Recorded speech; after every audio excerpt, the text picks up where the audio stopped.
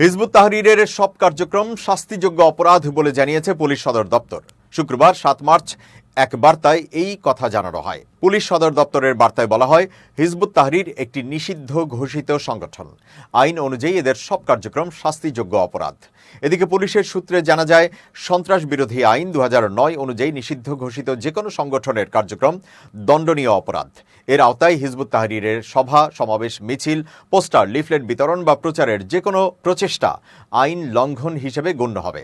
এর আগে বৃহস্পতিবার ঢাকা মহানগর পুলিশের মিডিয়া অ্যান্ড পাবলিক রিলেশনস বিভাগের উপ পুলিশ কমিশনার মোহাম্মদ তালিবুর রহমান জানান, জননিরাপত্তার প্রতি হুমকি বিবেচনায় সরকার ২০০৯ সালের ২২ অক্টোবর হিজবুত তাহরীরকে নিষিদ্ধ ঘোষণা করে।